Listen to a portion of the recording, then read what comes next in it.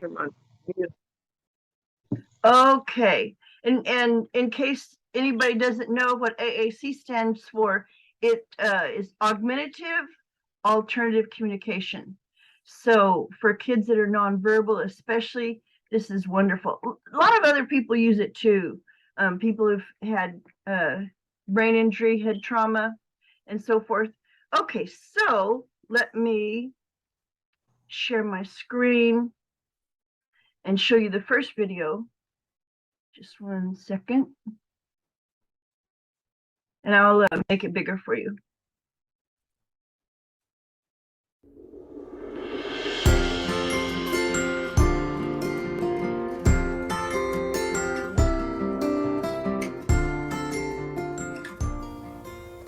Hi everyone, my name's Sarita and welcome back to the Communication Toolbox.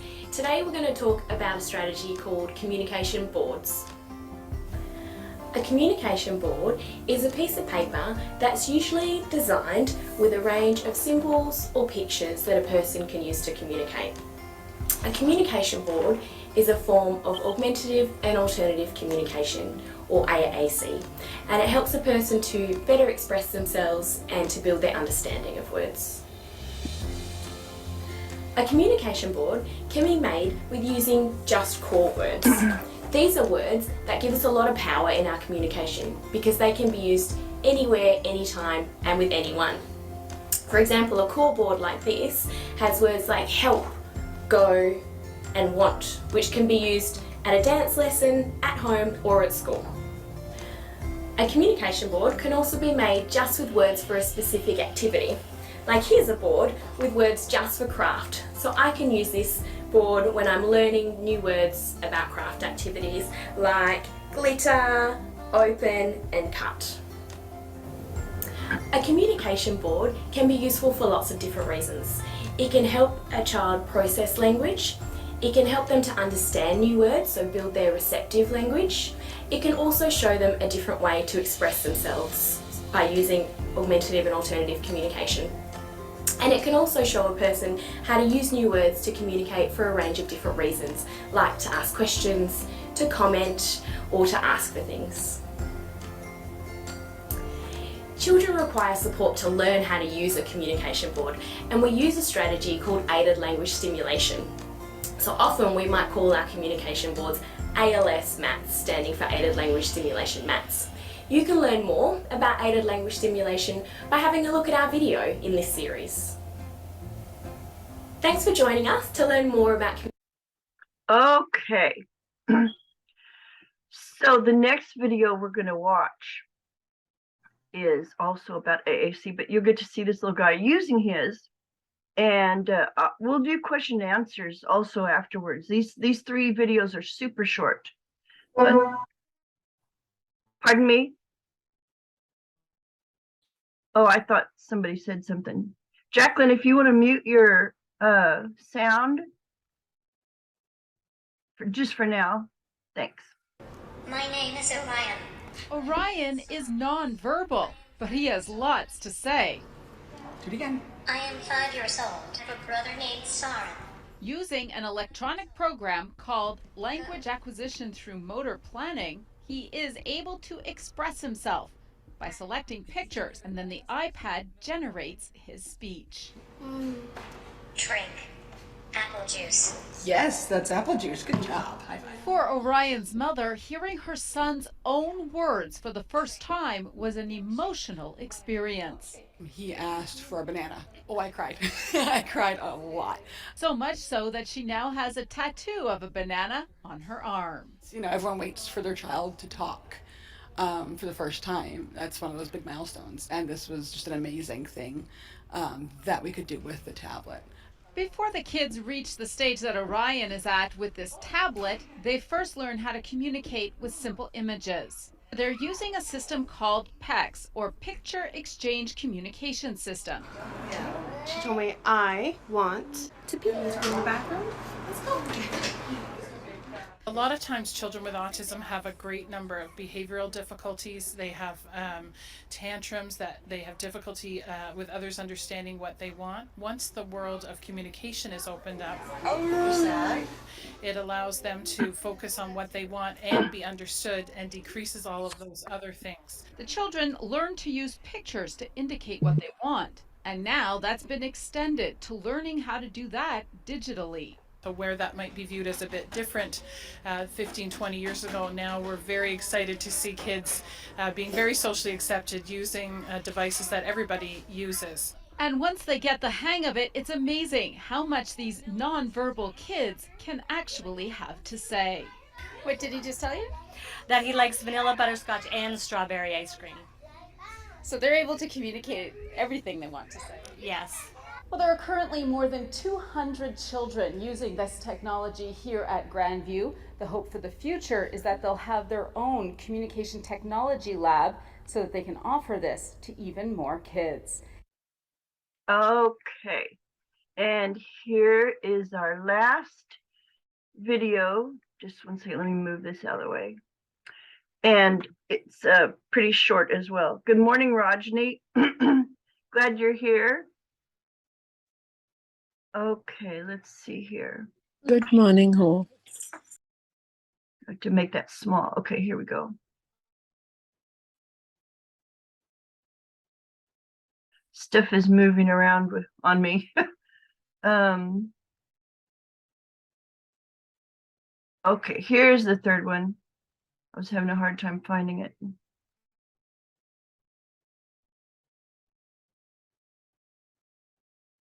And this is a mom actually working with her child. It's really cool to see.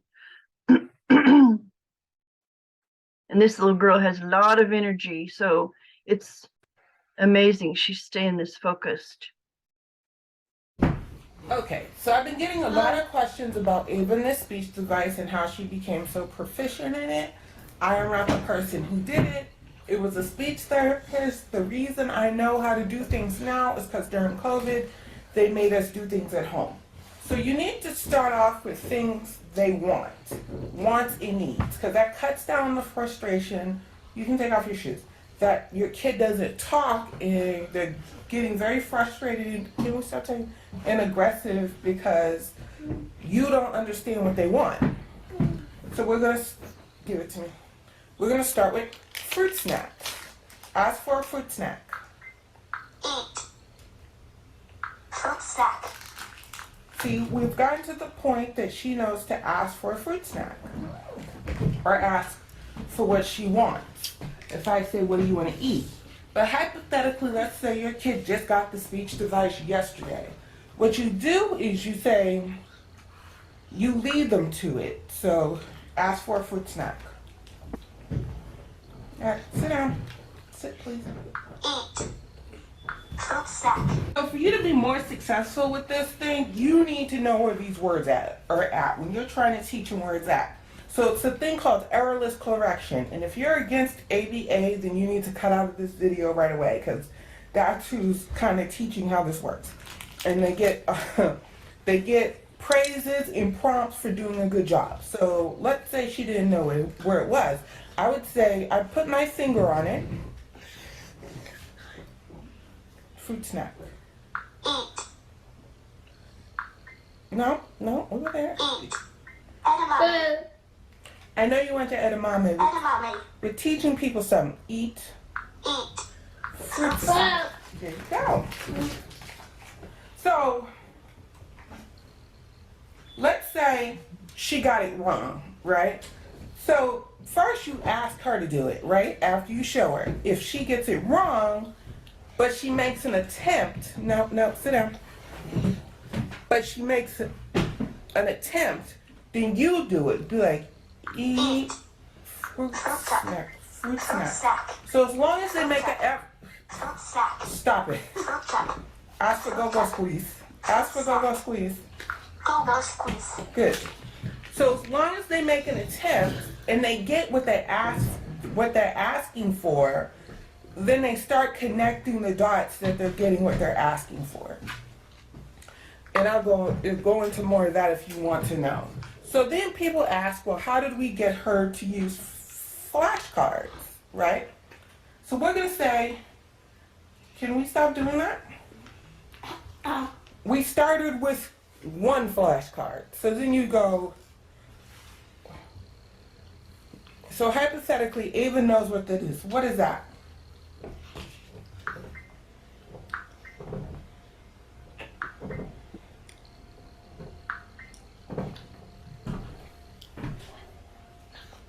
It's right there. You see it? Duck. It's a duck. Okay, you can go play. So the thing with autism and the speech device is they're going to make wrong answers and they're going to, figure it out. So you see how quickly these kids use tablets. They could definitely use the speech device. So you start off with them getting what they want. So if your kid likes cookies, start breaking out the cookies in little pieces and just say, cookie. And then when they do it, you give them a piece of the cookie. You don't give them the whole cookie, right? Until they get the concept that this helps them communicate. Like, that's the key. It helps them communicate. When you work up more advanced is when you start doing like flashcards, numbers, or whatever. It's the same concept, only they might get a prize at the end, like a fruit snack. Not the whole bag, but a fruit snack to keep them motivated, because a lot of things with autism is they're not interested in doing things that are not interesting to them. So that could take away from your goals to try to get them to incorporate with the device. So Ava has over 100+ words that she can recognize, letters, names, but she doesn't use it as much as a communication unless I prompt her and ask her a question or such things. So that's like the next level to get to like sentences or whatever. There's a whole structure to this. But I've been getting a lot of questions, especially from people in other countries that might not have the services, to how to get them to do that. Okay. So good, good morning, everyone. Hi, Sarah. Glad you're here too. And are there any questions about this? Let me get rid of that. There we go. Okay. Any questions about the 3 videos regarding AAC? Or I think Rajni, you're using PECs, if I remember right. You tried the AAC and then your daughter does better with PECs, if I'm remembering correctly. So are there any questions about the 3 videos? Oh, good morning. I think somebody just joined us, but I can't tell who that is. So whenever your child is learning the AAC device, and of course you're learning it along with them, the way that you teach children to use it and the way that you teach them language on the device is the same way that we teach our little ones who are neurotypical, the verbal kids, that, the normal progression of language development. So they learn by imitation. They learn by the everyday experiences of day-to-day living. When you sit down to a meal, moms are constantly naming things for their kids, and it's really crucial for the mom to learn the device, learn where the words are and how to find them, and that way you can point out, like this example, the mom had a picture of a duck, and it might be an object around the house, or the food you're serving the child, or the places that you're going on your errands that day. But of course you can't do that while you're driving. But and I think in the master class that I'm preparing for you ladies, one of the things I mentioned is, to always have the device available for the child. There's a little bit of a caveat to that. It's kind of a tricky 2 sides of a coin. On one hand, you want them to have access to it so they can communicate at all times. But the other part is you don't want them to perseverate on it. What I mean when I say that is, especially with autism, if they like the sound of something and they'll tap it and continue tapping it rapidly, repeatedly, so if they hear that sound, we call it stimming. They're stimulating their senses by doing that, and it's entertaining to them, right? So you never want the device to become a toy or a stimming uh, situation for them, because that's a hard battle. That's a war that it's real hard to win that one once that habit gets going. And so always supervise with the AAC device. And if you notice the little girl, she enjoyed the sound of that and began doing kind of that same thing. And so if mom weren't there in the situation supervising, she probably would go to town, could sit there for who knows how long, just stimming on that one button. So back to what I was saying though, making the device available. And here's one thing too, I want to mention. Some people call it their voice. And they talk to the child, they refer to the tablet, the iPad, whatever, with the app on it as, let's use your voice. Well, here's another, I'm giving you guys tidbits from the master class that I'm putting together for you and the different modules. But one thing I mentioned in there is to not ever call it their voice. I know even some clinicians do that. They name it, they start calling it their voice. However, if you think about it, the end goal for all the kids, we want them to eventually become verbal. That's our end result that we want to see. Some kids get there, some kids stay on their AAC devices. You just never know because everyone is different. But eventually, and I hear this all the time, where the child is becoming more verbal. Oh my gosh, he's starting to put 2-word phrases together, Hope. Oh my gosh, he's never done this or that, but last week 5 times he expressed what he wanted, verbally, and the excitement, all right?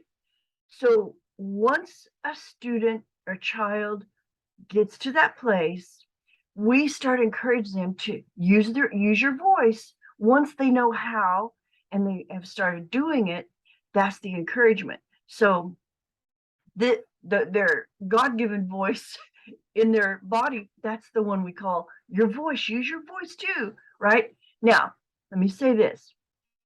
In that transition phase where they're starting to use their voice more, if let's say they wanted a sandwich, whatever, and they ask for it with their voice. They say, I want sandwich, or they might just say the word sandwich. Don't make them express it on their device. That's like a punishment. That's like, oh no, you have to say it both ways. No. The other way around. If they express it with their device, don't make them say it with their voice. But if they do, that's great. Sometimes they just start doing both. And so, just like the mom in the video said, whatever effort that they put forth, whatever means by which they try, reward it immediately. I have I'm going to show you this little video just for fun. It's one of the many, some of the moms, I think Rajani was one of the moms that asked me, it says it's unavailable. I hope my computer's not running out of space again. Anyway, I'm gonna skip that. I was gonna show you a video where modeling the device, and they see you doing it, and then they try to do it themselves. And so that's really important too. So anyway, I've added a lot of videos and pictures and illustrations and how-to instructions so that you see it right there, in the module. So my goal is that it will be released September 1st. And tell your friends, this is just what I'm doing because I love people. I want to help as much as I can. Between now and when the master class is available, anybody who's already on the program, whereby, in other words, you've gotten the brain food, the Juice Plus, you've gotten that, you started your trial on that, and then I send you all those PDF files and the videos and stuff. So you're basically in the program, feeding the brain, understand the brain by providing AAC technology, and then nurture the brain with sensory neural activities and exercises that I teach you. So those are the three components. FUN, fun approach is what I named it. Again, feed the brain, understand the brain with AAC, and then nurture the brain with sensory neural exercises. That's the program. So anyone who's in there already before the master class is released, which again, September 1st is my goal, then you will get the master class free of charge. The only thing you pay for is just the Juice Plus, the brain food. That's all. So tell your friends. That's sort of like a special, if you know, a introductory discount type thing that I'm doing. And then once it's released, you know, it'll be a one-time fee, $99. The value on it is way, way, way beyond that. But I want to make it reasonable and affordable. And that's just a one-time, a lifetime membership, one-time payment. And there are, I think, like 24 modules, all of them video, very, very explanatory. And then you get the book, the PDF book along with it. So anyway, I didn't mean to do a commercial, but I'm just letting you know it's free to anyone who is on the Juice Plus brain food already for the kids and in the program. So tell your friends so they can take advantage of that as well. So any questions about AAC or any of the other parts that we've talked about, the brain food, the exercises, anything you want to comment on or ask about? Everybody's so quiet this morning. I know you're there, but it's like I'm in the meeting all by myself. Oh my goodness. So if there are not any questions, then we'll call it a day. And you guys have a good rest of your weekend. And thanks for being here. I love you guys, and I'll see you next week. Love you.